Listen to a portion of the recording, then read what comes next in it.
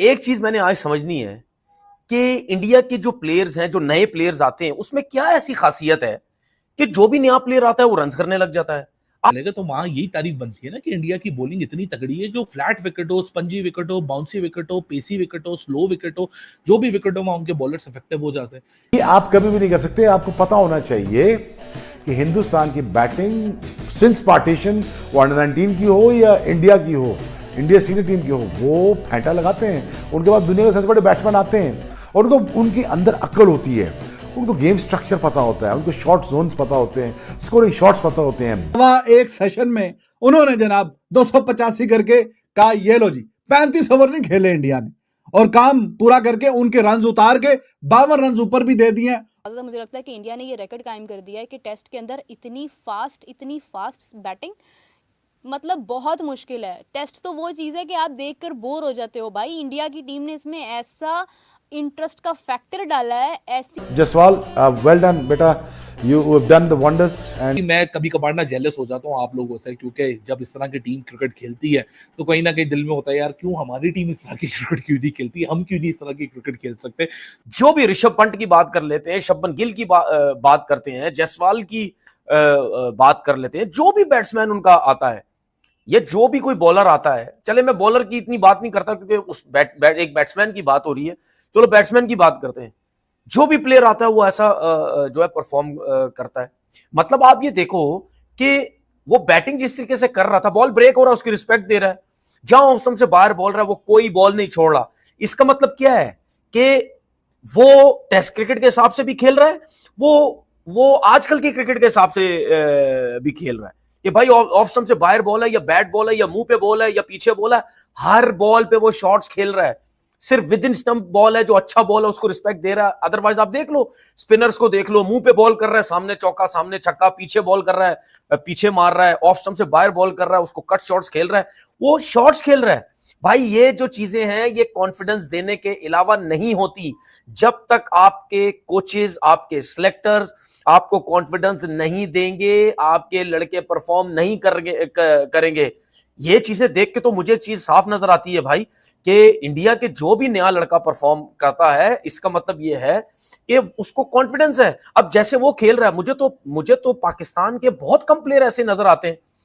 अगर मैं अब्दुल्ला शफीक की भी बात करता हूं, वो भी इस तरीके से क्रिकेट नहीं खेलता, वो भी पूरा टाइम लेता है कि अब जिससे जायसवाल है, ठीक है फर्क है, लेकिन बात यह है कि वो मिक्स करके चल रहे हैं हर चीज को। वो टेस्ट क्रिकेट भी खेल रहे हैं और आजकल की क्रिकेट की जो रिक्वायरमेंट है वो उस हिसाब से भी जो है वो खेल रहे हैं। तो डर खौफ उनमें नहीं है।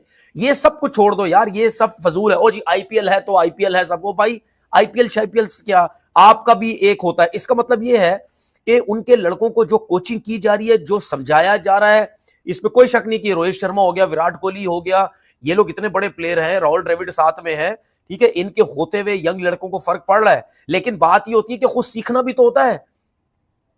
वो अभी अभी इनके लड़के आते हैं, नए नए होते हैं, वो सब कुछ सीख के बैठ जाते हैं क्या उनको देख के तो ऐसा लगता है ये कितने अरसे से क्रिकेट खेल रहे हैं। अब मुझे तो कभी कभार आज मुझे आप लोगों से बहुत जेलसी हो रही है, as being a Pakistani I am feeling bit jealous because कि ये जो क्रिकेट है ना, मैं चाहता हूँ मेरी टीम भी इस तरह क्रिकेट खेले और इस तरह की प्रैग्मेटिक क्रिकेट खेले, इस तरह की पॉजिटिव क्रिकेट खेले, इस तरह की क्रिकेट खेले जो मुल्क के लिए खेली जाती है, टीम के लिए खेली जाती है, पर्पस के लिए खेली जाती है, कुछ मकसद को हासिल करने के लिए खेली जाती है। जो विजनलेस क्रिकेट होती है, जो पर्पसलेस क्रिकेट होती है, उसका कोई फायदा नहीं होता। So well done to Rohit Sharma, well done to Yashasvi Jaiswal, well done to Shubman Gill and well done to entire team India, क्योंकि आज सुबह से हर एक बंदे ने अपना हिस्सा डाला है, चाहे वो सिराज का मैग्निफिसेंट एंड ब्रिलियंट कैच हो या वो unbelievable screamer of a catch हो रोहित शर्मा का, या जसप्रीत बुमराह की बॉलिंग हो, या अश्विन हो, या पूरी टीम कंपोजर हो। जिस तरह वो सुबह से एक पर्पस लेकर आए थे कि हमने जल्द से जल्द ये विकेट लेनी हो, फौरन आना है, रन्स लगाने, और इतने रन्स लगाने के बांग्लादेश वो प्रेशर में आ जाए, जो कि शायद वो इस टेस्ट आज सुबह वो प्रेशर नहीं सोच रहा होगा कि हाँ जी 2 ही दिन तो बचे हैं, आराम से निकाल लेंगे, टेस्ट मैच ड्रॉ कर लेंगे, 12 पॉइंट जाने से बेहतर है 4 पॉइंट तो हमारी तरफ आ रहे हैं, आराम से टाइम गुजारेंगे। ये होता है नियतों में फर्क,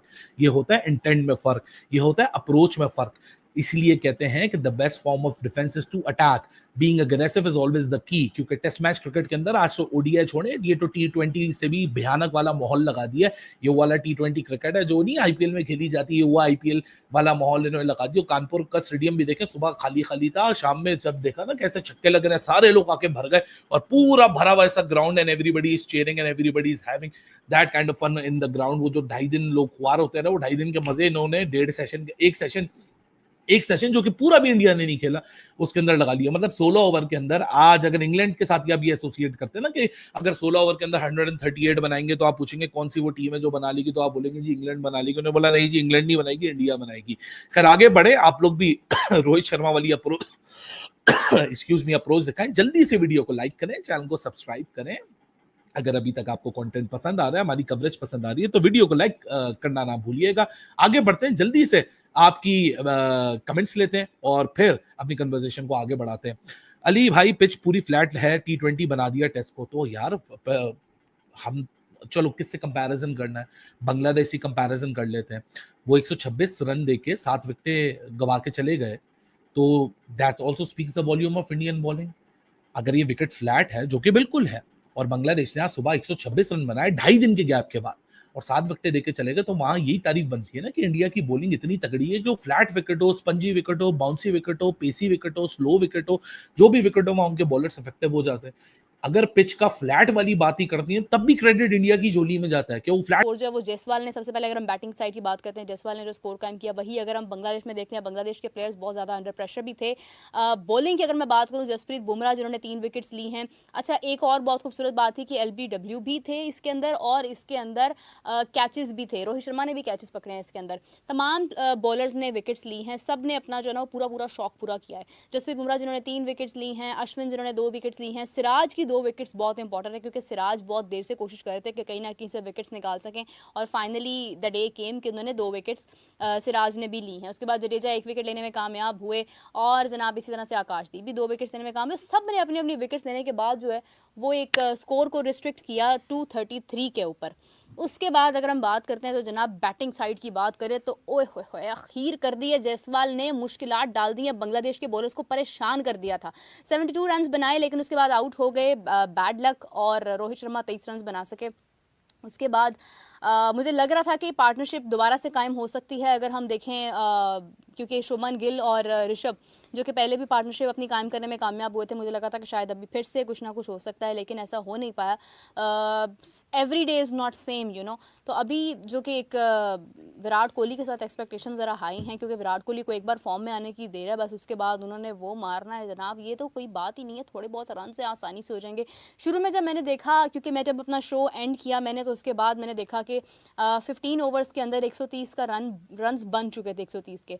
और यकीन करें ये इतनी बड़ी बात है, क्योंकि टेस्ट के अंदर जो स्कोर था और जो वक्त था और जिस गैप के बाद मैच शुरू हुआ था, सो यू नो ये एक मोमेंटम को कायम रखना बड़ा मुश्किल हो जाता है। और इतनी फास्टेस्ट बैटिंग की है टेस्ट के अंदर, आपको इतनी फास्ट बैटिंग नज़र नहीं आती है। मुझे ऐसा लगता है कि इंडिया ने इस बार रिकॉर्ड कायम किया है, कि मोबाइल इसलिए हिल रहा है क्योंकि मैंने फ़ोन हाथ में पकड़ा हुआ है, आई एम सॉरी, बट ये है कि ये जो मोमेंटम होता है ये कायम करना बहुत इंपॉर्टेंट होता है। And believe me, Rohit Sharma, एक तो उनकी स्ट्रैटेजी, उनका गेम प्लान, उनकी गेम अवेयरनेस एक तरफ है, बट यू नो जो एक फास्टेस्ट आपका अंदाज़ा था, मुझे लगता है कि इंडिया ने ये रिकॉर्ड कायम कर दिया है कि टेस्ट के अंदर इतनी फास्ट बैटिंग, मतलब बहुत मुश्किल है। टेस्ट तो वो चीज़ है कि आप देखकर बोर हो जाते हो भाई। इंडिया की टीम ने इसमें ऐसा इंटरेस्ट का फैक्टर डाला है, ऐसी एनर्जी डाली है कि हम भूल गए हैं कि ये टेस्ट है। ऐसे लग रहा है जैसे ये 50 ओवर्स की गेम है। यकीन करें, इतना मज़ा आ रहा है मैच देखने का। अभी हर जगह क्रिकेट हो रही है, लेकिन जो एक इंटरेस्ट का फैक्टर है वो इंडिया के मैच के अंदर ही है इस टाइम पर। एंड एग्जैक्टली नवजोत, जैसा आप कह रहे हैं कि it's a record fast 50 fast 100 ever in cricket test history. You know Virat Kohli, yes exactly, Virat Kohli के 27,000 रन भी पूरे हो गए हैं, उसके लिए भी बहुत बहुत कॉन्ग्रेचुलेशन विराट कोहली को। Virat Kohli is the best batsman right now.